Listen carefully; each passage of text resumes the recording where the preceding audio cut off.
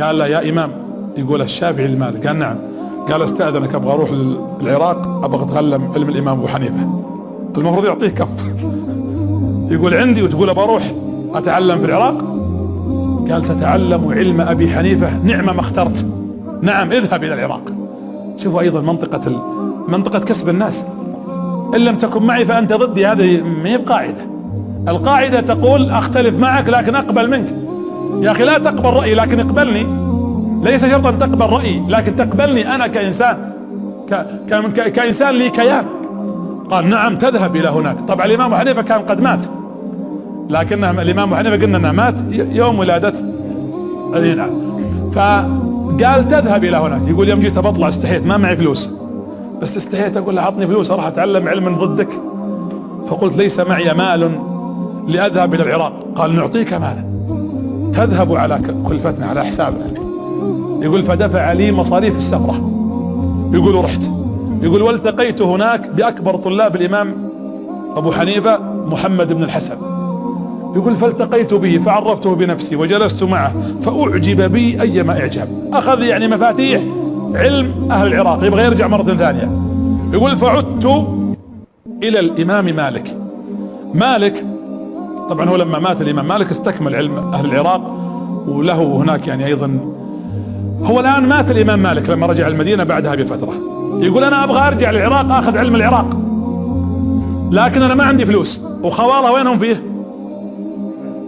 لا خوالة في اليمن الأزد، وكانوا لهم ولاية في اليمن، يعني لهم سلطة. يقول وهذا ما فعله النبي صلى الله عليه وسلم، راح زار خوالة في المدينة. تعرفون النبي عليه الصلاة والسلام لما يقول ذهبت بي أمي، النبي صلى الله عليه وسلم مات أبوه وهو حمل في بطن أمه، ولما مات أبوه عليه الصلاة والسلام يقول لما بلغ عمري 6 سنوات، اللهم صل على محمد، قالت أمي نذهب نزور أخوالك يزورونهم في المدينة. يقول فمشينا حتى جئنا على قبر أبي فسلمنا عليه، يقول النبي صلى الله عليه وسلم، ثم ذهبت إلى أخوالي. يقول فمرضت أمي، جلسنا شهر. يقول ثم عدنا، أم مريضة عليه الصلاة والسلام. يقول وفي الطريق بين مكة والمدينة سقطت أمي فماتت. تخيل النبي صلى الله عليه وسلم في هالعمر 6 سنوات توه مر على قبر أبوه وفجأة تسقط أمه. يقول فارتميت إليها فإذا بها ترفع يديها حتى سقطت. يقول فحفرت أنا والجارية يا أم أيمن اللي قال فيها الشاعر يا أم أيمن قد بكيت وإننا نلهو ونلعب دون معرفة السبب إلى آخر ما قال. يقول فكانت تحفر معي وأحفر 3 ليالي لين حفرنا لأمي قبر. يقول فدفنتها. يقول فنظرت إليها وأنا أودعها، فقدت أبي وفقدت أمي، ثم ما إن عاد سنوات فمات جده، ثم يموت عمه، ثم تموت زوجته، ثم يموت حمزة، ثم يموت أبناؤه. وكل هذه المصائب التي مرت عليه الصلاة والسلام، ومع ذلك ثابت صابر لتبليغ هذه الدعوة. اللهم صل على محمد. هنا الإمام الشافعي يقول لما مات الإمام مالك رحت إلى أخوالي. هو بيروح اليمن ليش؟ يبغى يشتغل عشان يجيب فلوس، بس عشان يرجع العراق يطلع من المدينة إلى صنعاء، من صنعاء للعراق عشان يجمع مال ليتعلم العلم. يقول فذهبت إلى اليمن، عقد عمل خلنا نقول، ويوم راح إلى أهل اليمن وبدأ يتعلم. يقول تعلمت حتى رأيت الشيعة اللي من الإسماعيلية هناك يسمون العلوية بذلك الوقت، فنظرت فيهم وتعلمت ما عندهم لأرد عليهم. تعلم الفرق الباطنة عشان يعرف كيف يرد على هؤلاء. يقولوا من ضمن العلوم اللي تعلمتها علم الفراسة. الفراسة انك تشوف واحد تقدر، طبعا هذا مو بيجينا الحين واحد يشاهدني يروح يخمن وهم يقول والله هذا شكله كذا معناته كذا. هي علم فراسة. النبي صلى الله عليه وسلم يقول اتقي فراسة المؤمن. فالفراسة يعني بإمكانك بمواصفات معينة. يقول أنا تعلمت هذا العلم. يقول مرة قلت يوم تعلمت العلم بجرب بشوف أنا أتقنته ولا ما أتقنته. يقول شفت لي رجال ما ودي أذكر مواصفاته طبعا أخاف يروحون يطبقونها ماني بذاكر المواصفات خلوها. لا يقول مواصفات عددها كذا كذا كذا كذا، فعلمت أنه بخيل شحيح. يقول فقلت بجرب هل تقديري عندي فراسة ولا ما عندي. يقول جيت سلمت عليه يعني من حول ابغى يفهم اني ضيف. قال اضيف علينا؟ قلت نعم. قال اضيف؟ قلت جزاك الله خير. يقول فضيفني في بيته. قلت راحت، لو انه بخيل ما ضيفني. يقول بديت انا افقد شيء من ثقتي في انني عندي علم الفراسة. يقول يوم دخلت عنده في البيت اكرمني وجاب لي الفاكهة وجاب الماء البارد. يقول قلت وين هذا رجل كريم، قدم لي الموائد المتعددة. يقول في الليل يوم نمت جاء طق الباب علي، قمت قال تعال انا والله ما طاب خاطري انام وانت في الغرفة الضيقة الصغيرة دي، بنحطك في غرفتي انا والعيال الوسيعة. يقول قد الله يخلف على العلم اللي ضيعت وقتي فيه على غير فائدة. هذا الرجال طلع عكس ما كنت اتصور. يقول المهم ودخلني في الغرفة الكبيرة ونمت فيها وامرحت وعينت الله خير. امرحت مفهومة في اللغة العربية تجي امرح. المهم يقول فلما جاء من الصباح قلت له اعذرني فقد اسأت فيك الظن. قال من انت؟ قال انا محمد ابن ادريس من اهل مكة قرشي، اذا جئت مكة اسأل عني فاضيفك فامان الله. قال وانا خادم ابيك اشتغل عند ابوك انا. قال وشو؟ قال تبيت عندي وتأكل طعامي وتشرب الماء البارد مائي وماء ابنائي ونومك في غرفتي وتطلع لا حساب ولا شيء. ادفع قيمة الماء درهمين وقيمة الطعام 6 دراهم وقيمة الغرفة 12 درهم. يقول لا حول. يقول الحمد لله انه صحت فراسة الشافعي في هذا الرجل. يقول يوم دفعت له قال لحظة بقي الغرفة اللي طلعت انا وعيالي منها ترى كانت وسيعة ومطلة يقول فدفعت له وزدت عليها 3 دراهم. يقول فتعلمت هذا العلم الى درجة اذا دخل عليه واحد يقول كان يتحاده بعض اللي عنده، كان يراه قيل الامام الصنعاني وقيل غيره. قال اذا دخل عليهم واحد قال ايش رايك هذا خياط ولا نجار راعي ولا كذا؟ يقول دخل علينا رجال فكنت انا يقول صاحبي الصنعاني يقول هذا خياط، انا اقول هذا نجار. يقول اختلفنا. يقول سألنا قلت ماذا تعمل؟ قال كنت خياطا واصبحت نجارا. وهذه من شدة فراستهم نظرتهم وطبعا علم الفراسة ده الحين بعض الناس بيقعد يتفلسف الحين ويجون يقيمون الناس. هذا يمكن يدخل فيه علم البرمجة العصبية ولا لا يا دكتور؟ ال وغيرها. وإن كنت أنا لي الحقيقة أيضا نظرة شوي شرعية في إطلاق هذا المفهوم عموما، والبرمجة العصبية هي يمكن لها حظ وفي جانب علم النفس، لكنها عادة توسع فيها تحتاج في تقديري إلى مراجعة أكثر من ذلك. الآن قرآن، حديث، تجويد، سنة، علم العراق، أخذ شيء من علم اليمن، قابل حتى طوائف متعددة. يقول قابلت طلاب جعفر الصادق في اليمن وأخذت عنهم وتعلمت منهم. أختم بها القصة اليوم نكمل اللقاء القادم، بس قصة شيقة ومهمة. أثناء وجوده في اليمن حدثت مشكلة، كانت الخلافة عباسية وخرجوا العلويين سواء مذهبا أو سياسة، كان بينهم وبين العباسيين لا في المذهب معتقد ولا في الجانب السياسي. خرجوا وكانت الخلافة العباسية تضرب بيد من حديد على كل من أراد أن يخرج عليها، لكنهم كانوا يأخذون بالظن وليس بالجزم، يعني ما عندهم شيء أكيد. يقول فرأيت والي اليمن يظلم أناسا كثر، يضربهم ويجلدهم ويقتلهم ويأخذ أموالهم، فاعترضت عليه.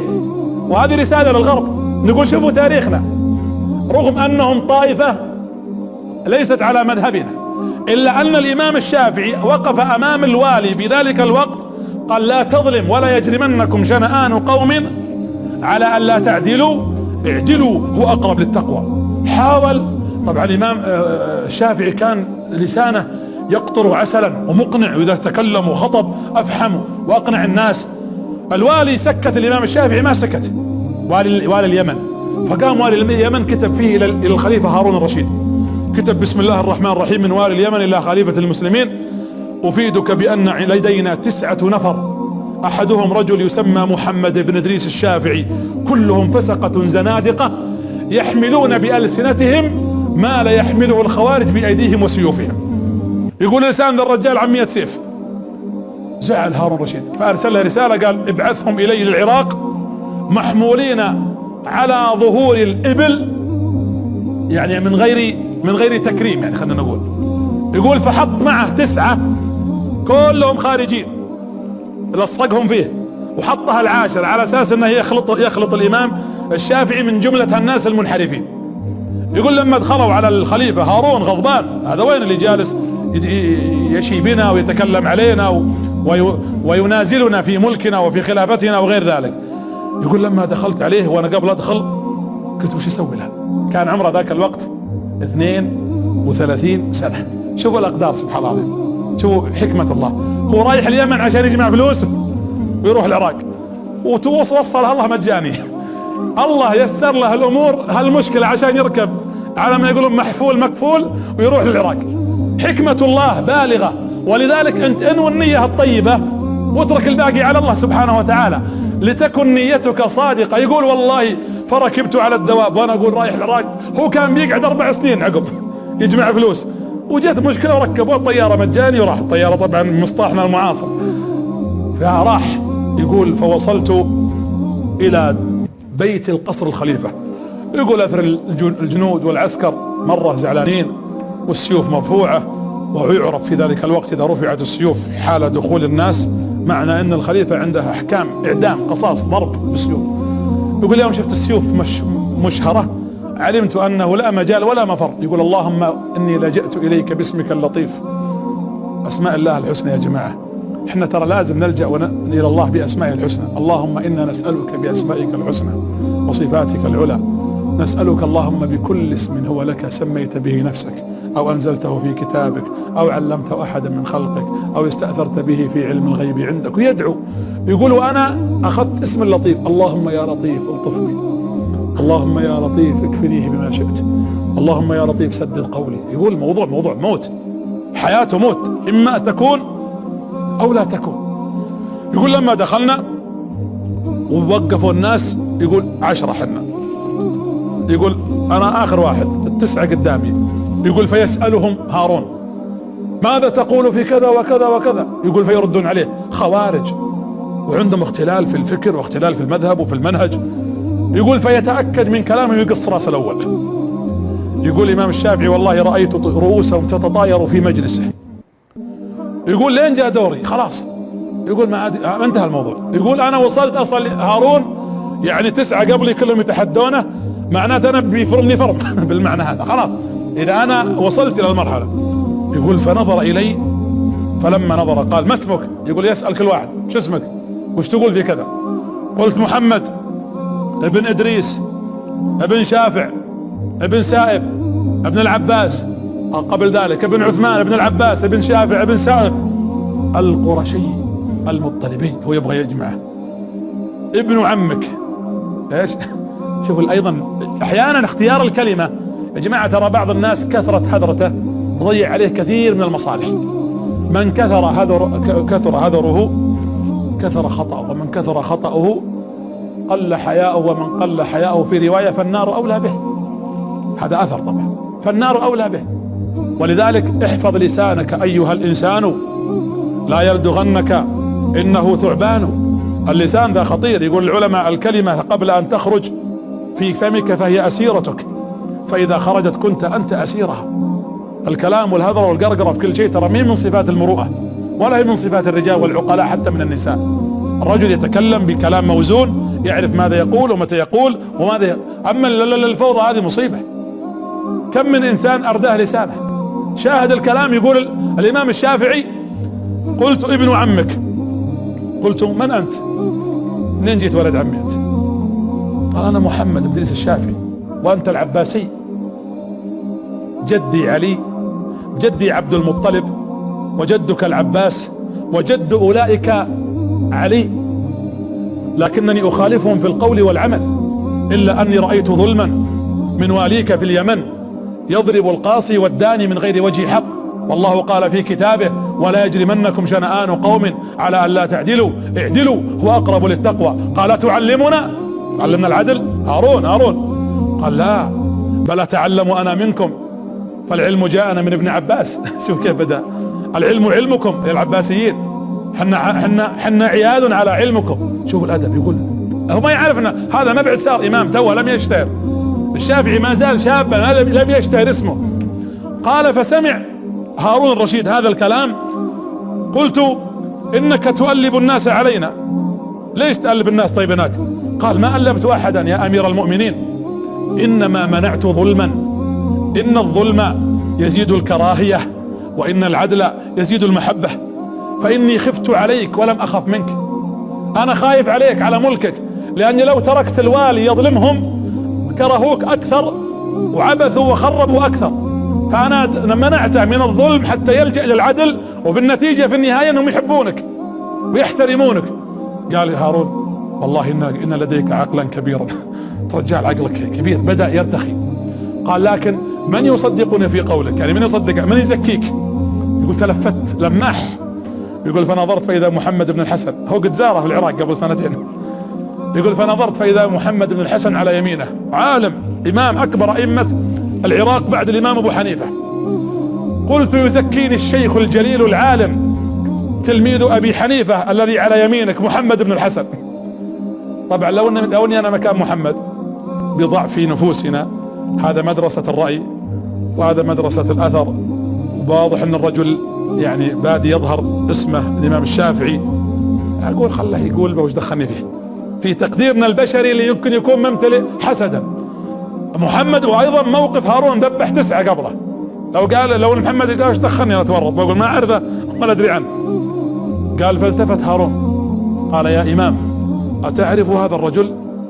قال نعم أعرفه، والله لم أعلم عنه إلا ذو علم وعقل وفصاحة وحفظ، وإني لأظنه أحد علماء هذه الأرض. قال أعلم منك؟ قال سيكون أعلم مني. شوفوا كيف، شوفوا هذه النماذج اللي تتكلم عن صفاء النفوس. حنا تعرفون تويتر نضحك على أنفسنا قص ولزق، نكتب كلام معناه كبير لكن تطبيقه في الغالب خرطي. هذا إذا طبق، أنا لا أعمم، أحب أن لا أعمم دائما في حديثي، لكن انظروا إلى هذه المواقف الحقيقية. قال نعم إنه ثقة وإنه له حظ كثير في العلم، وإني لأظن أن الله سيرفعه وسيكون له شأن. قال أعلم منك؟ قال أعلم مني. قال إذن تعال يبقى عندك حتى ننظر في أمره، خلها عندك في البيت. يقول فبقي عند هارون حاكم، يعني جلس يشوف وضعه السياسي ويرسل استخبارات أو يتأكد. يقول فتثبت هارون الرشيد أن الشافعي كما قال عنه محمد بن الحسن. قال فناداه، شوف الرزق جابه إلى العراق مجاني، قال خذ 50,000 دينار. يقول الشافعي ما كنت أحلم بها لو كنت قد عشت مثلها، يعني بكل درهم سنة. يقول فأعطاني 50,000 درهم أو دينار. 50,000 تدرون كم تعادل اليوم؟ وين 5 مليون يا شيخ؟ يمكن تطلع قرابة 50 مليون الآن أو حول 15 مليون. يقول فتزوجت بها وبنيت بيتا بها وأحضرت أمي التي كانت ترسم لي هذا الطريق. يقول وكلما تذكرت أن اسم اللطيف هو الذي أنجاني تمسكت بأسماء الله الحسنى.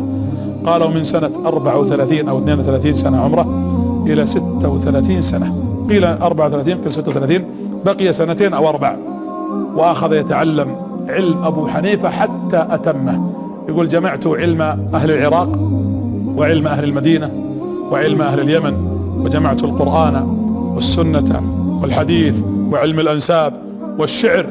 يقول حتى تزينت مكة لاستقبالي من كثرة أسفاري. هو اللي كان يقول سافر تجد، وأيضا هذه أيضا له قال سافر تجد عوضا عمن تفارقه وانصب، فإن لذيذ العيش في النصب.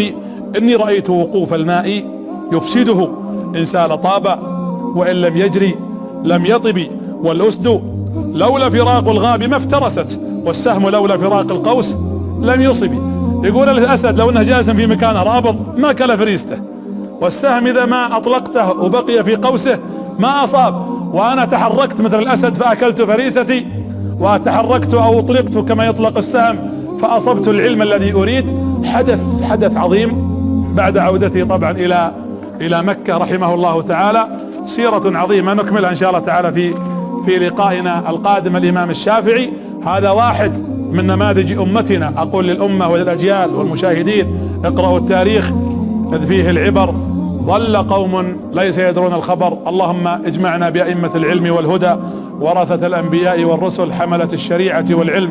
اجمعنا بالإمام الشافعي وغيره من أئمة العلم مع محمد بن عبد الله صلى الله عليه وعلى آله وأصحابه وسلم. الله يحفظنا وإياكم بحفظه ويكلأنا وإياكم برعايته.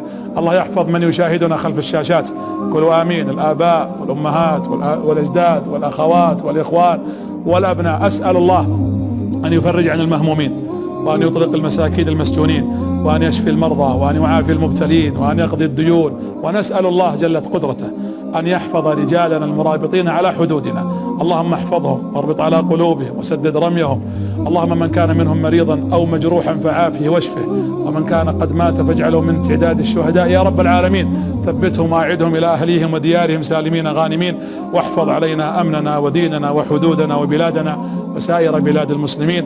الله يجزاكم خير أنتم يا شباب. أدعو لكم بالتوفيق والإعانة والسداد، وأن الله يحقق لكم مبتغاكم ويحقق لكم مناكم، وأخواننا الكرماء الحاضرين معكم ومن يشاهدنا ومن صاحبني في هذه الزيارة وهذا المجيء. اللهم احفظنا وإياكم بحفظه، وصلى الله وسلم على نبينا محمد. السلام عليكم ورحمة الله وبركاته. بسم الله.